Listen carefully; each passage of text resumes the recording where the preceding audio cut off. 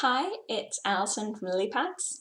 This video is about my pathway since leaving school as part of No Wrong Path Month. So if you've received your end of school grades, whether you're in Scotland or England or elsewhere, this is us as part of the Lilypads journey team even sharing our journeys. And so for me, that journey starts leaving school because I can remember sitting at my dining room table at home as my A-level results came in. I wanted an A star and a double A so I could get into Durham to study geography. And my results came through as a triple A. And I felt gutted. I felt like I'd failed. I had all of my hopes pinned on Durham. I had done no research into my backup uni. And everyone went, "Oh my God, your grades are amazing." Bar like my close family who knew that meant I was on a backup uni. And I find that really hard to be like, I want to go and sit and cry because I didn't make it. And actually, people around me are like, but this is so good. How can you not be happy? And so part of this video, I wanted to make it to acknowledge that we all set our sights at different things. We all want different grades or jobs or whatever. And when we don't get it, it sucks regardless of what where we end up. And so if you are watching this and you didn't make the grades, I'm sorry, because it's a really tough position to be in. But also, as I made this and thought about my own family, there are 3 of us who've gone to university. None of us made our grades. We all went to different universities. We now have a doctor, a nurse, and a person starting their own business. And so we've all made it. We just had to reshuffle and look at other things. And I honestly think for all of us, where we ended up was a better choice that made us happier. So, yep, that was goodbye Durham and hello Edinburgh. And so I went off to study geography. I got to university and I have loved geography since like year 8 when I had the best geography teacher ever. And so that was like 12, 13. I knew I loved this. I loved the research. I love how people work. I got to university. Within a couple of weeks, I knew it wasn't the right choice for me. I didn't enjoy the way it was taught. I didn't really have that much of an interest in the topics that we were studying. And I did not know how to tell everyone around me that I wasn't enjoying it.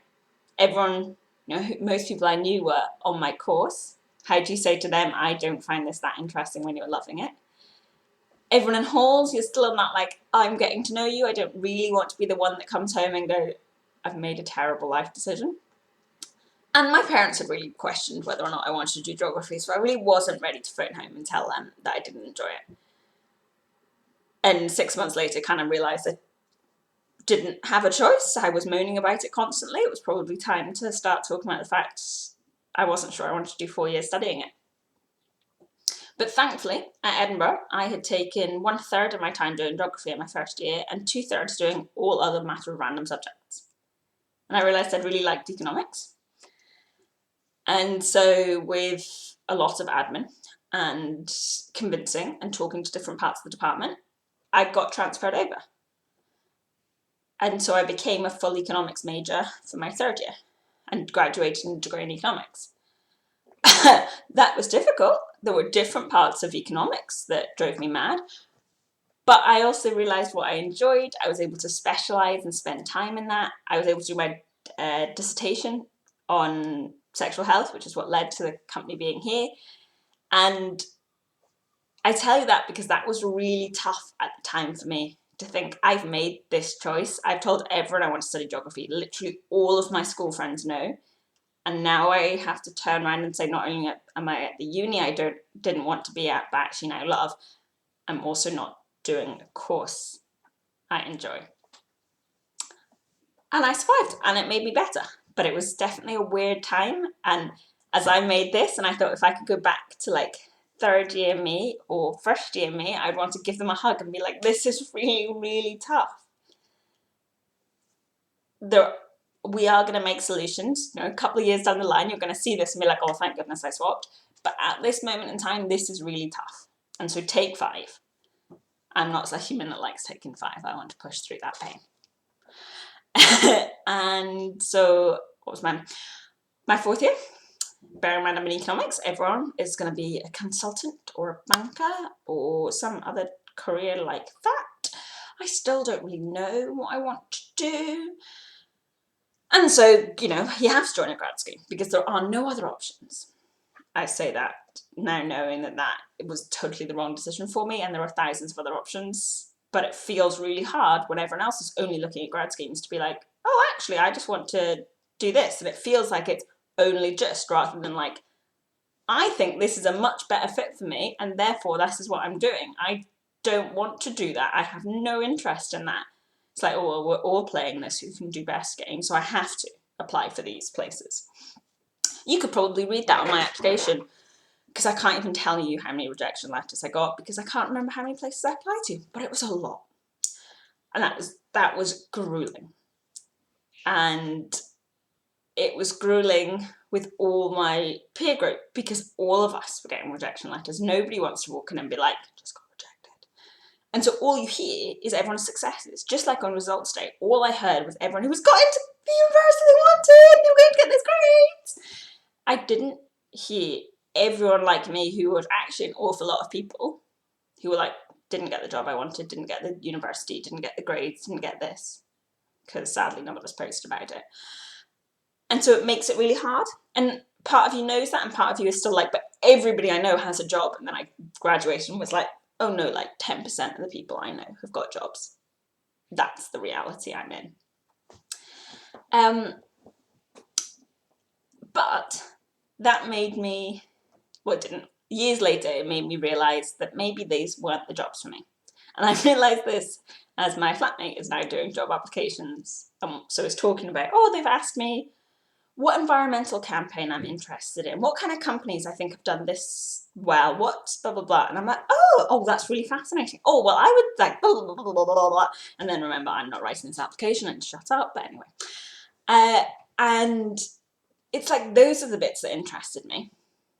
The questions I was being asked on my grad applications meant nothing to me. I wasn't interested in that space. So I was writing stuff like, here is your bog standard answer, because I haven't really got a thing that fits. Whereas now I'm looking at his like, oh, what a fascinating question. What environmental campaign do you think works well? Oh, are you kind of a small or a big company person? What do you blah, blah, blah?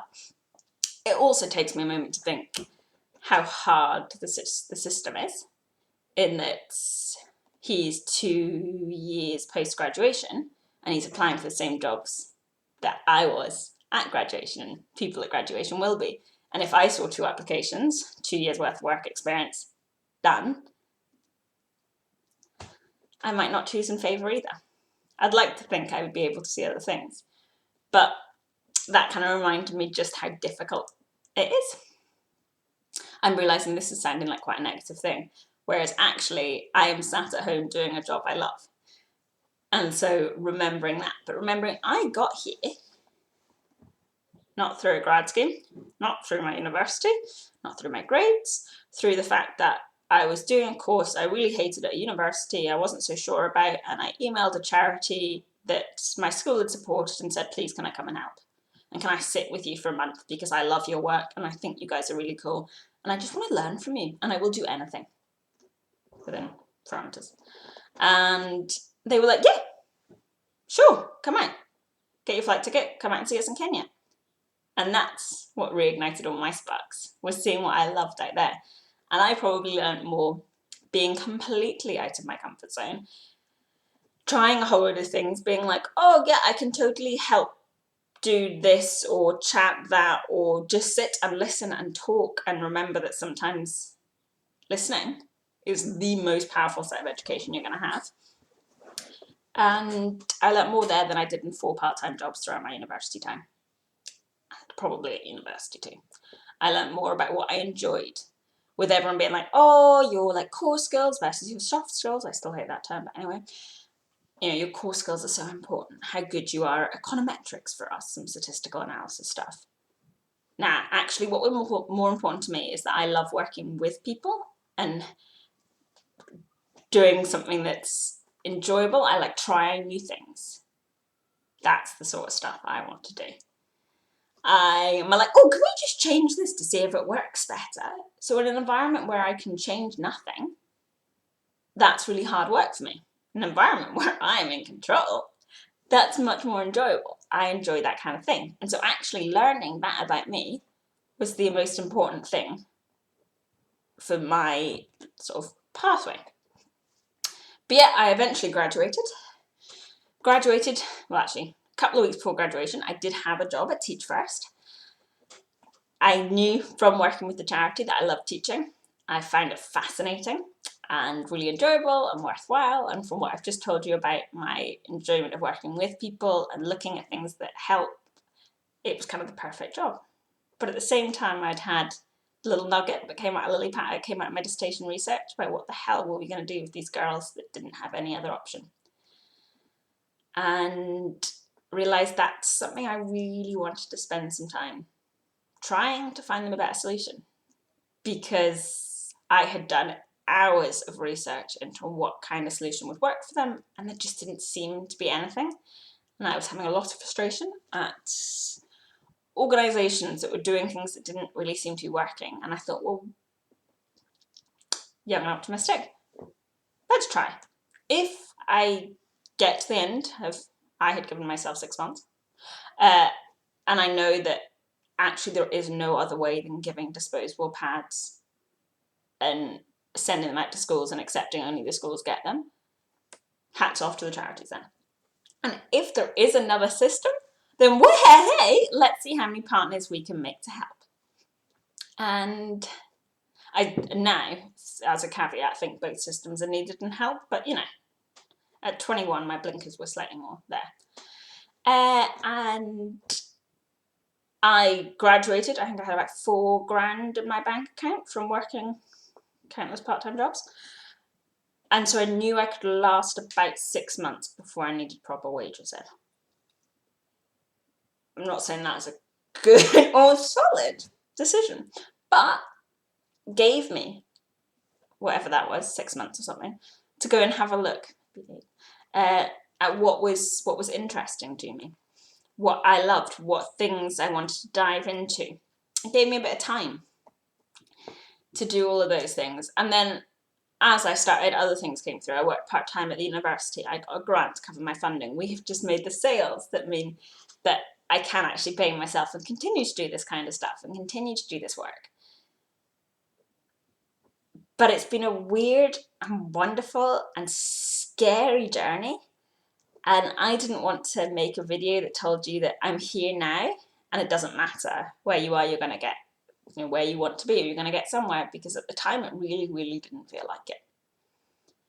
And so actually, if you're in the place where it doesn't seem like you've got to where you wanted, take 2 minutes and think, this is really, really tough. And it is tougher now, as everyone keeps saying, than it's been before, because this is a horrible time to graduate and job hunt with whatever the world is trying to do. And so I want to give you that to say that this is tough, but also that there will, when you look back, because you will get past this, you will have awesome things that come out of this. There will be cool things where you're like, I never knew that was the moment that I realised this is what I enjoyed. I never knew when I was stood in a classroom of like 30 odd degrees trying to explain some intricate part of sexual health, that was the part that I realised what I loved doing. Because I never thought when I set that up that that's what, you know, would be the bit moment that kind of something clicked. And so now, because I know that I got my most learning working for or volunteering an organisation, I try and do the same for other people and say, come and see where you find things interesting. And I find that fascinating, working with people and realising, you know, what they enjoy and helping them be like, cool, so you enjoy this. Where could that lead you? What could you do to go and enhance that skill set? And so as a flat, we have tried to take lockdown as a chance to go and learn skills. There is a lot of random hobbies that have come from this as well. Some better than others, but it means that I've taken parts of a coaching course because I was really interested in learning how that works. One of my flatmates has joined girls or women who code and learn how to code. And so she built a house on the screen the other day. It was so exciting. And my third flatmate has absolutely dived, he's doing a master's project, into what that looks like in teaching it and how you talk about that. He's also done the vast majority of our copywriting. So, I'm not sure how that fit in his learning new thing, but I would like to say that maybe he learned something doing that. Maybe he was just like, Alison, this is madness. But that we all took this chance to learn something, and whether or not it's changed our pathway, I don't think it's changed any of our pathways. But it's been an interesting chance to learn. It's given us something to talk about because we're locked in all the time together and we're running out of things. And it's been quite interesting remembering what ignites us and how different we all are. I honestly couldn't think of anything worse than doing the finance course that one of them took. They loved it.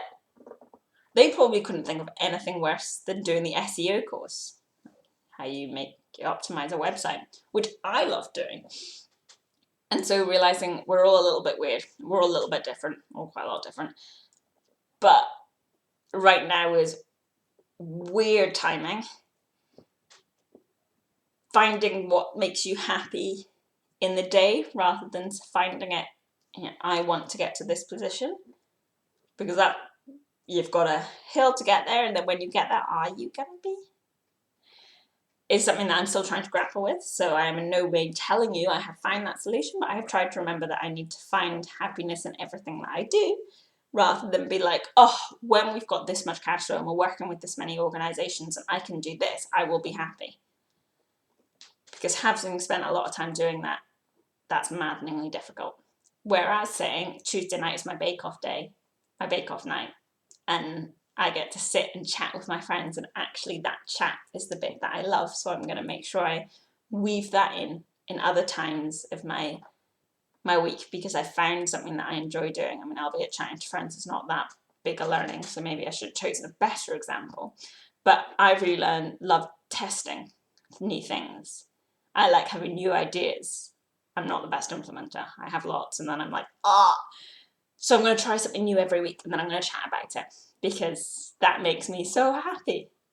And that's something I can build in now. So I hope to any of you watching this that it helps in any way. Feel free to drop a message or an email if you want to chat. And I wish you all the best. I hope it's all going well somewhere.